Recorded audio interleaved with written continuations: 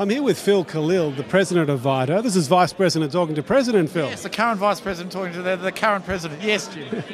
So, Phil, day one, VITTA Conference 2013. Give us a summary of how you feel it's been going. Oh, well, from my point of view, it's gone really, really well.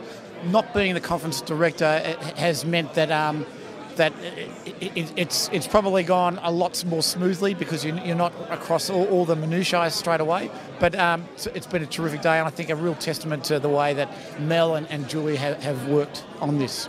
Yeah, it's been almost faultless, hasn't it? Except when people walk right in front of the camera. But, you know, these things happen with a crowd of people. So you're happy with the numbers?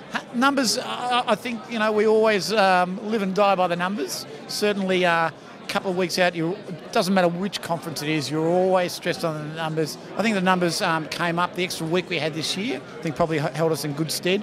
We'll definitely look at what sort of configuration, when we'll go with next year. I know the vendors really like the idea of a conference this time, but it might be better in late May, who knows. But we really have to work out what happens with ICTEV and whether we'll run one big conference or two separate ones again.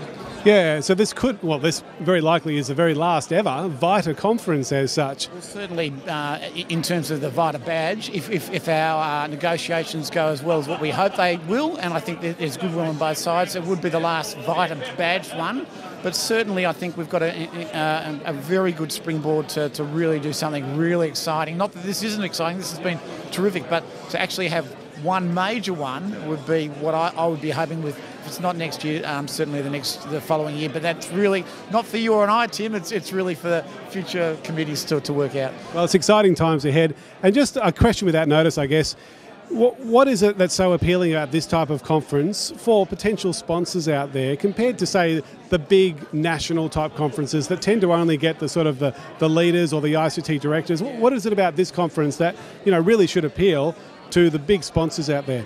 Well, certainly we are run by teachers for teachers, and I think that ground support is important. Now, our leadership conference today, I think we had probably 25 last year. I think we had about 45 this year. So that's starting to take off. So I think for potential vendors, that's a really important consideration. They are getting the decision makers there. Our technical support conference is tomorrow, and that will go really well. Again, our numbers are building there. So I think we've got about 70 tomorrow, 75 tomorrow.